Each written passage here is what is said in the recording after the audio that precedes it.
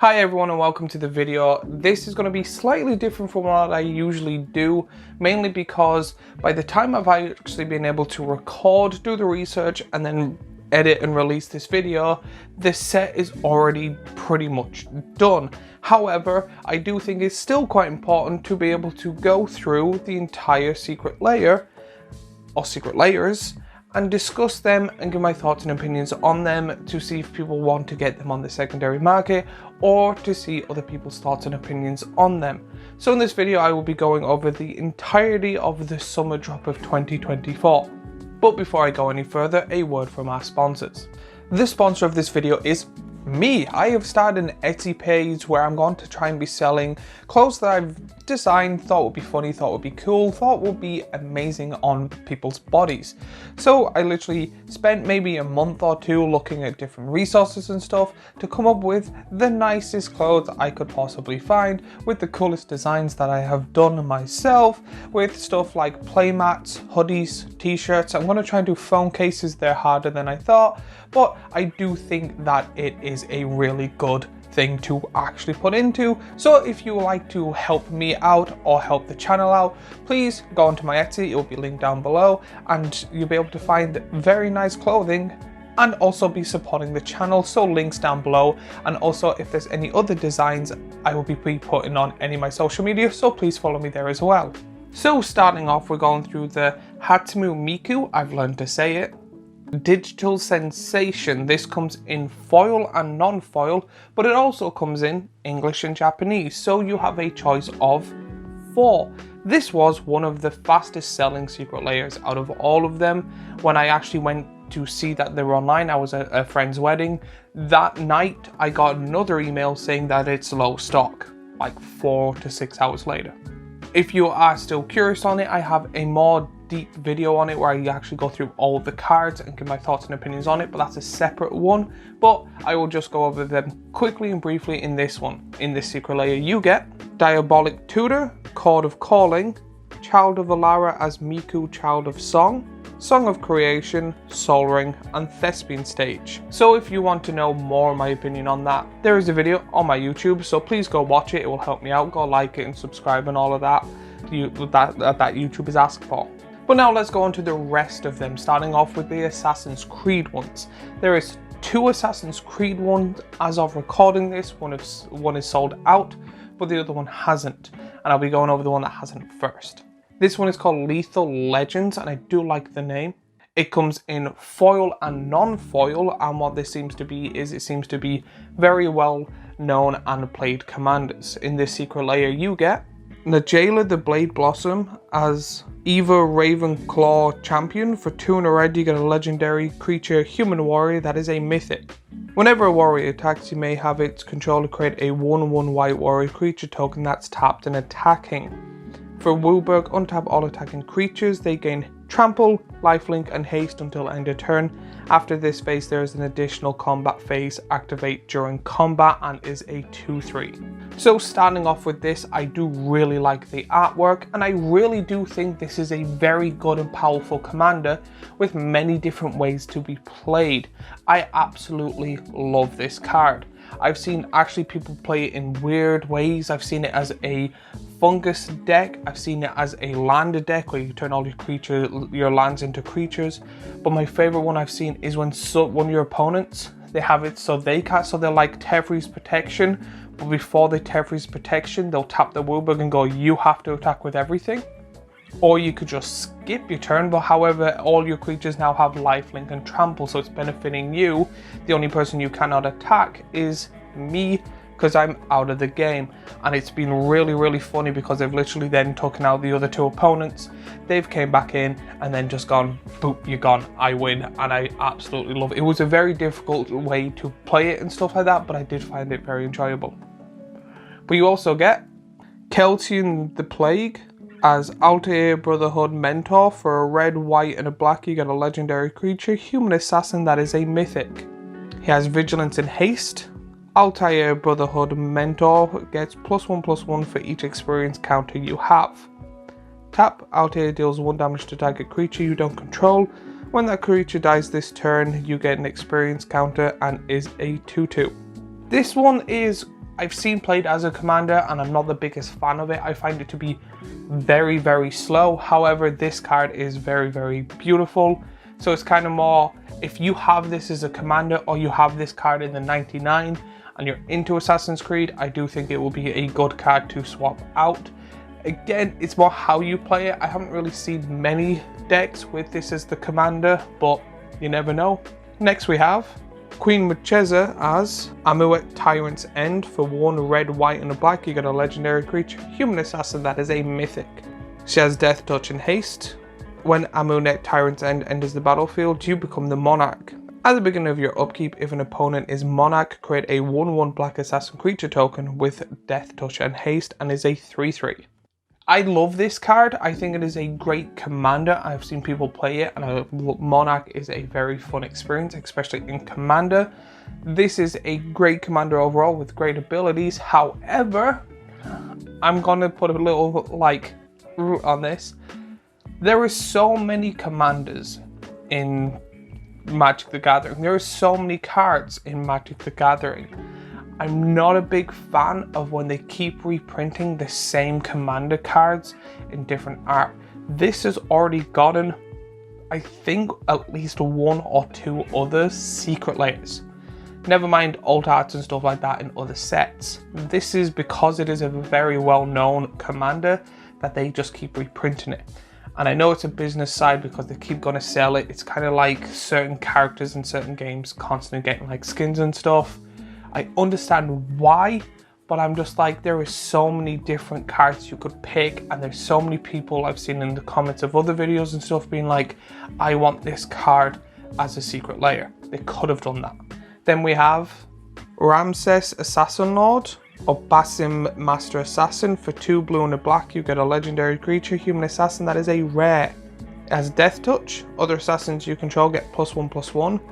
Whenever a player loses the game, if they were attacked this turn by an assassin you control, you win the game, and it is a 4/4. When I found out that this set was coming out with Assassin's Creed and stuff, I did make a video, and I did in that video put in that card being like, this card is going to go so well when it comes to the new Assassin's Creed set. The price of this card may jump up. Now they went one step further. I didn't think secret layer, so they did put in a secret layer, and I'm really happy they did, because 1, again, love the artwork. 2, great card for them to put it in, and then 3, this card is going to be absolutely bonkers for the people that are new to the game, that are only starting playing because they love Assassin's Creed. Then finally in the secret layer we have Admiral Bucket Bass. Edward Jackdaw Captain. For 1 blue, black and a red, you get a legendary creature, human pirate that is a mythic. Other pirates you control get +1/+1. At the beginning of your end step, gain control of non-permanent controlled by a player who dealt combat damage by 3 or more pirates this turn, and is a 3/3.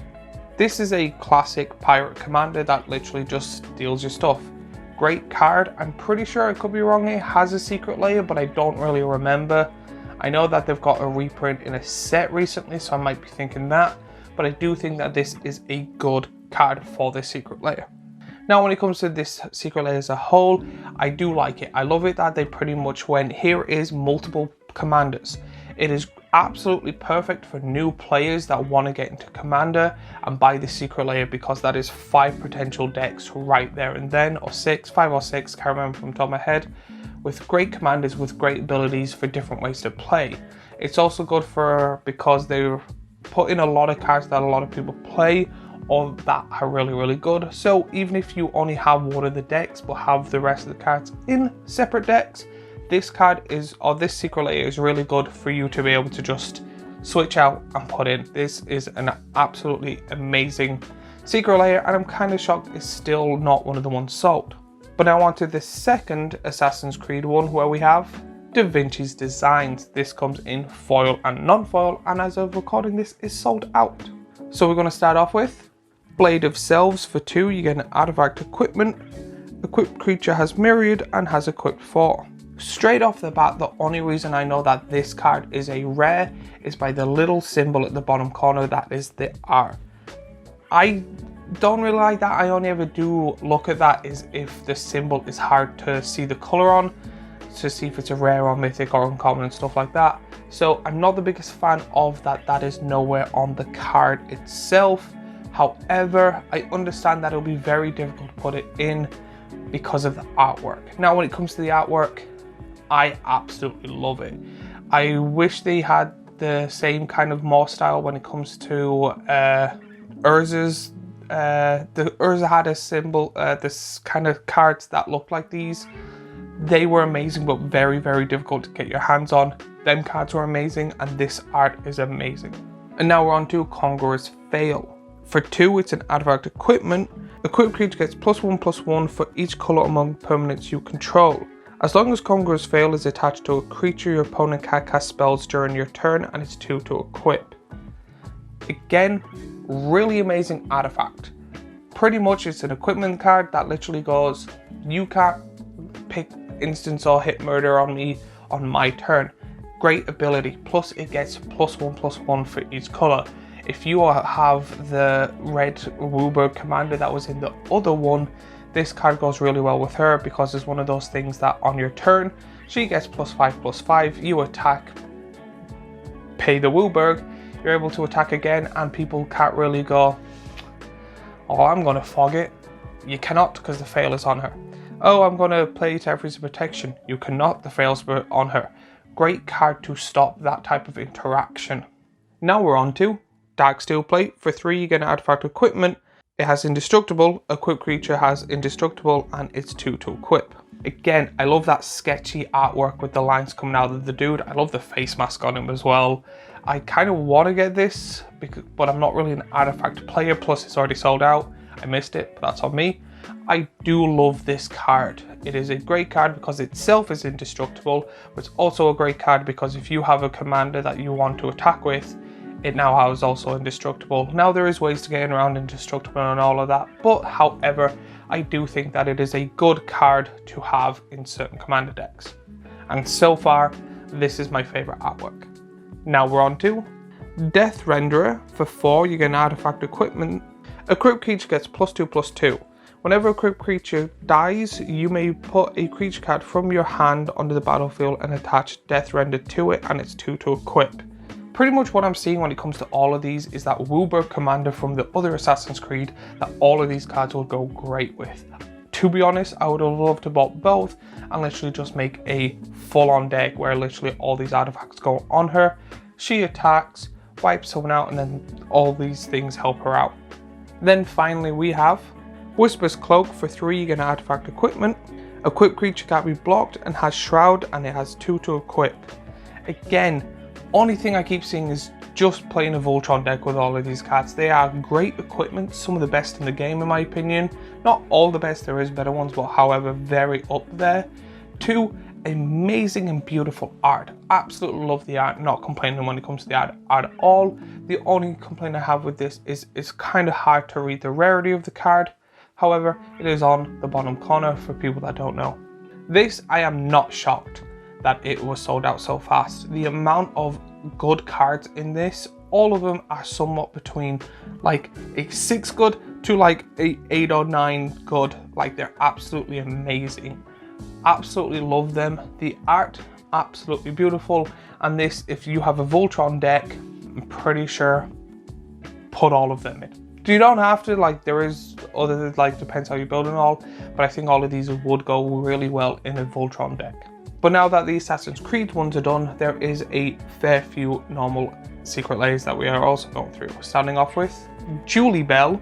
It comes in foil and non-foil, and in this secret layer you get Soul Warden. For a white, you get a creature human cleric that is a rare. Whenever another creature enters the battlefield, you gain 1 life and is a 1/1. To be honest, I do find it weird that it went from, I think it's a common, to a rare. Now I know secret layers only really do rare and mythics. I've never actually seen a secret layer that's a common or uncommon. However, the artwork is great. It is a great card that a lot of people I've seen online and stuff misplay. It's whenever a creature. People always automatically think when they play creatures. So they're like, oh, I'm gonna play a token deck and play like 5 or 10 tokens and gain 5 to 10 life. Not thinking that it also counts your opponents.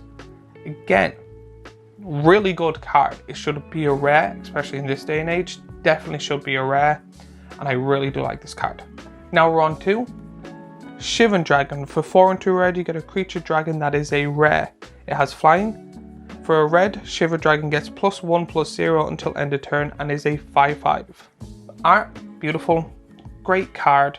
My biggest problem with this is it is another secret layer. It was in the calendar. It was in a few secret layers, I think an extra 1 or 2. I know it's kind of one of the mascot cards when it comes to Magic the Gathering. I think, and I could be wrong here, it was the original dragon card. However, it's one of those things where it's been overly reprinted to the point, because I know it's also getting one of them where it has the date the card was made on that you can only get in like your LGS or something. There's many different variations of this card. It's absolutely ridiculous. So seeing it in another secret layer kind of would be like, if I loved all the cards and this card was in it, that would kind of be that little tipping point of should I get it or not. Now we're on to Elves of Deep Shadow. For a green, you get a creature elf druid that is a rare. Tap, add a black. Elves of Deep Shadow deals 1 damage to you and is a 1/1. To be honest, I find it weird that this card is in it. There are so many elves and so many kind of elf mana rocks that have secret layers or that also don't have secret layers, but they put this one in for you to be able to get damaged. I'm pretty sure, and I could be wrong here, there's many different ways to get black mana that's also in green. So it's kind of more of a, I'm more questioning why this was picked, but I do think for the people that want this card, it is a very beautiful card. Or if you have this card in one of your elf decks or in any deck that is black and green and you want to do this, go right ahead. I think this is a beautiful card to kind of just swap out the card in either of your decks or any of your decks. Now we're on to Good Fortune Unicorn. For 1 green and a white, you get a creature unicorn that is a rare. Whenever another creature you control enters, put a 1/1 counter on that creature and is a 2/2. So realistically, what I'm hearing is all your creatures get +1/+1 counters. There is a difference between +1/+1 and +1/+1 counter, but it's really good that if someone has like a board wipe or something like Elish Norn that gives it -2/2, if you play a 2/2, it enters as a 3/3, so it still survives as a 1/1, which I think is a really good ability. And if you are having a token deck where the whole point is to have a large amount of tokens, I think this unicorn goes really good there to give them that little bit of benefit, because it all adds up at the end. Then finally we have Coda Arms. For 5, it's an artifact that is a rare. Each creature gets +1/+1 for each other creature on the battlefield that shares at least 1 creature type with it. I could be wrong here because I always get this and the banner mixed up that roughly does the same. And the door, Dimension Door, they all have roughly the same ability. I'm not sure if this has got a secret layer or not. I haven't really had the time or didn't look it up. So again, let me know if this is the first or last one. To be honest, this and the unicorn go great together in my opinion. I do like it, do think it is a beautiful art, and I do think it is quite a good selection of cards. But again, because there is the other cards, if this has got a secret layer and the other ones haven't, that would have been better in my opinion, but that only depends if this has already got a secret layer or not. So now we're on the next secret layer called Prince of Darkness. In this secret layer, it comes in foil and non-foil. There's a weird variation of cards in this with very beautiful art, but in the secret layer you get Dictate of Erebos. For 3 and 2 black, you get an enchantment that is a rare. It has flash. Whenever a creature you control dies, each opponent sacrifices a creature. So starting off with this is going really strong. This card is absolutely bonkers.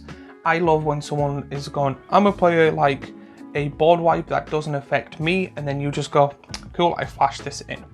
Great card, especially to play on someone's end step. So that means you have your turn to pretty much sacrifice all your stuff. Really good in token decks, because if you have a large amount of tokens, like Fungus will say, and you sacrifice all your Fungus, all of their creatures go and they have nothing, and you still might have a few Funguses left to do a bit of damage. The artwork is beautiful. I love this artwork so much. The card is great, the artwork is great. This, in my opinion, just starting off with this card, is what a secret layer should be. And now we're on Fecundity. For 2 and a green, you get an enchantment that is a rare. Whenever a creature dies, that creature's controller may draw a card. Again, there's different variations of this card. The artwork, again, absolutely beautiful. The card selection works well, especially with the Airos, because like if you like have both and your creatures die, you get to draw cards, but it also benefits your opponent. So when they have to sacrifice something, they also get the ability to draw a card. I like that they work together. The artwork works together. They're both beautiful. So I really do like this secret layer so far. Now we're on to Mayhem Devil for 1 black and a red. You get a creature devil that is a rare. Whenever a player sacrifices a permanent, Mayhem Devil deals 1 damage to any target, and it is a 3/3. Are all of these supposed to be connected together? I really do, because the way I'm seeing it is if you have all 3 on the field, you sacrifice a bunch of tokens, they have to sacrifice. Because they're sacrificing, they get all dealt 1 damage, you get a draw and they get a draw, but it turns into like a Phyrexian arena for them instead. They draw a card, but they lose a life. Not because they're drawing the card, because the creature is sacrificed.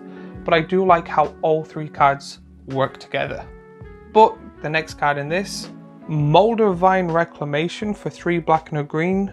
You get an enchantment that is a rare. Whenever a creature you control dies, you gain 1 life and draw a card. Again, this seems just to be a better variation of the original card, the second one we talked about. The artwork is somewhat similar, still absolutely beautiful. A bit hard to read with how it is written, but again, not complaining that much. I would rather it be easy to read, but that's just me being dyslexic. So great artwork, goes well with the other cards. And again, this seems to be a secret layer so far that is all built to do kind of one thing. And then finally we have Posh Skyrider of Care. For 3 black, red and a green, you get a legendary creature dragon that is a mythic. It has flying. Whenever you cast this spell, create X01 red goblin creature tokens named Kobolds of Cairn's Keep, where X is the amount of mana spent to cast it.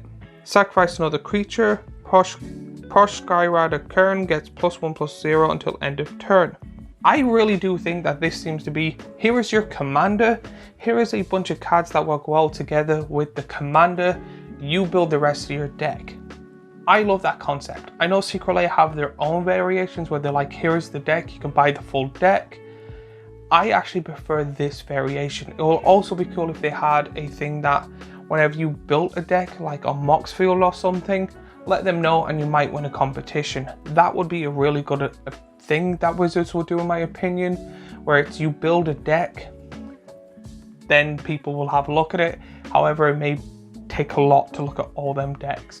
But I really do like that when a Secret Lair goes, here is a beautiful art, here are really good cards, here is a commander, and here is really good cards that play well with that commander, and it's somewhat worth your money. I don't mind if you're spending 35, 45 for maybe 25 quids or 20 quids worth of cards, but the value is in the rest. However, it'll always be better if you were getting more value. But again, I understand they also need to make money, and Wizards trying to gobble up all the money? Never. The next one we're going to be talking about is Not a Wolf. Weird that they called it that, no reason why. In this Secret Lair, it comes in foil and also then non-foil. The first one we're going to be talking about is called Everbrook Caretaker. For 4 and 2 green, you get a creature, human werewolf that is a mythic. It has hexproof. At the beginning of combat on your turn, put 2/1/1 counters on another target creature you control. Daybound and a 4/4.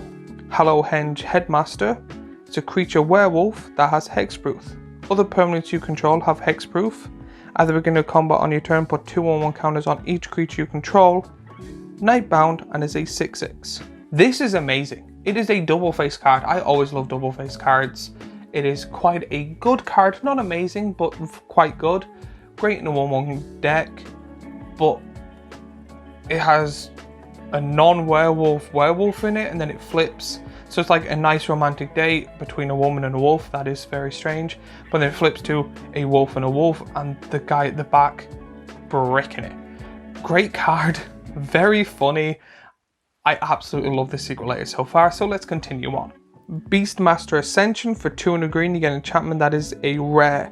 Whenever a creature you control attacks, you may put a quest counter on Beastmaster Ascension. As long as Beastmaster Ascension has 7 or more quest counters on it, creatures you control get +5/+5.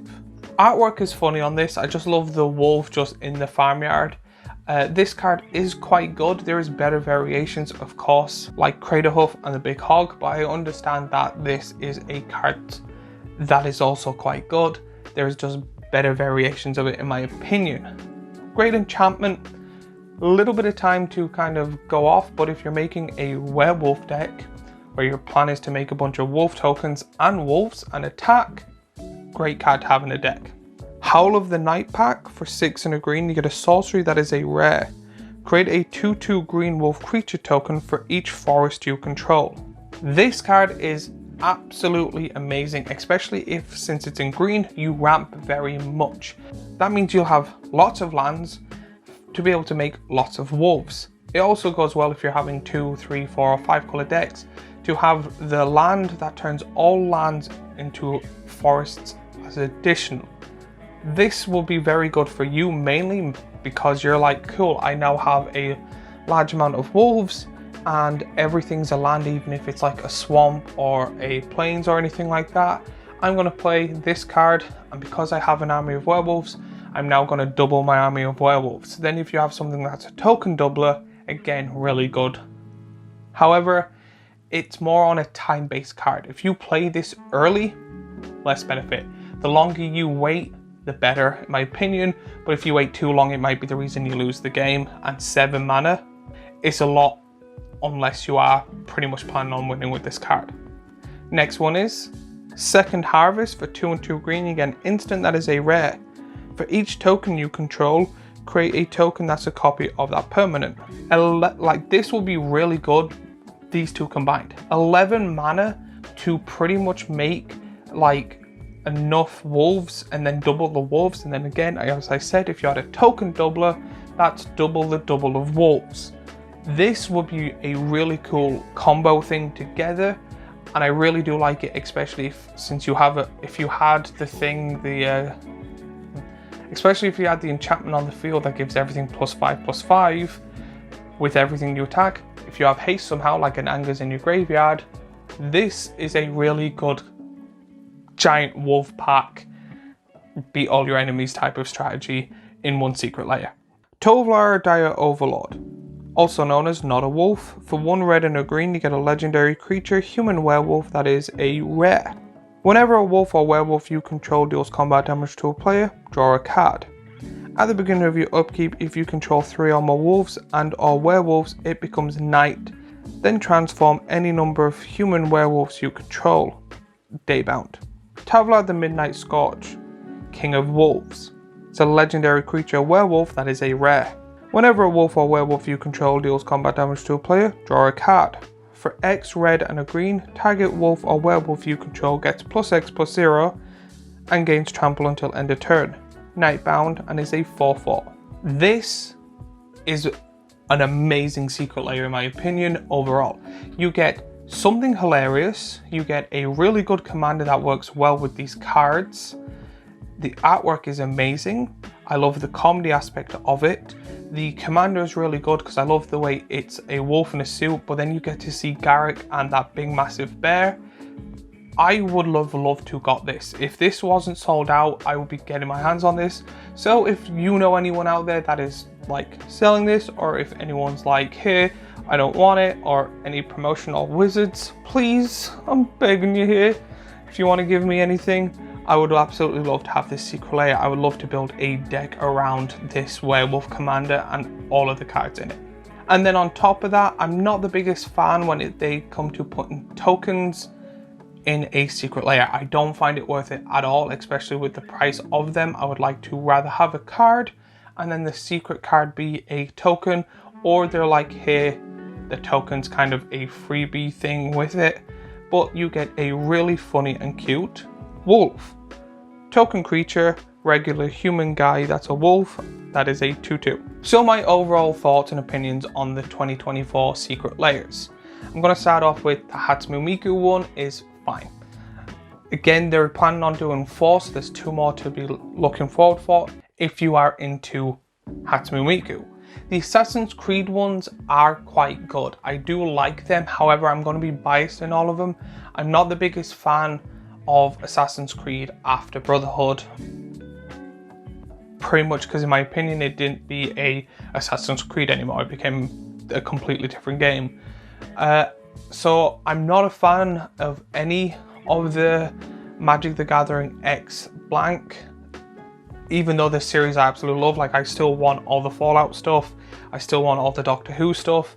However, I just never been a big fan of mashing 2 things together. I'm more of a keep them separate, but that's just me. So I'm always going to be somewhat biased when it comes to these. However, I know whenever there is a set like this and a secret layer coming roughly at the same time, that you are going to have a secret layer that is that franchise. So I'm not going to complain there. However, because it's a thing, I'm going to give my honest opinion on it. And my honest opinion on this is they are both really good. One of them pretty much being a pick and mix of commanders or command-S cards, really good. The artifact equipment cards, absolutely amazing. If you get the chance and you're big into the Assassin's Creed franchise, try and get both. Then when it comes to the other, they're mixed between okay and absolutely amazing. I absolutely love the ones that pretty much go, here is a commander with a handful of cards that will go really well in this deck, you build the rest. Love that as a secret layer thing. To be honest, I think they're going back to, there was a time where secret layers were kind of getting worse. I think they're now getting better. They tried a few things out, it didn't work out for them, but now secret layers are going back to being absolutely amazing, and I'm actually looking forward for the next one. And this is the first time it's happened since like the summer one where they had the Phyrexians. But as always, I would love to hear your thoughts and opinions on the secret layers. If there's any you bought, if I missed anything, if you wanted me to get more involved in certain of the cards, let me know in the comments down below. While you're there, remember to like, subscribe, follow, all that YouTubey stuff that we always pest you for. And if you find this enjoyable, I have my previous video here, a playlist of other Magic the Gathering videos that I make here, and a subscribe button here. And I want to thank you, as I usually do, for this amazing achievements and stuff, and I'll see you all in the next video.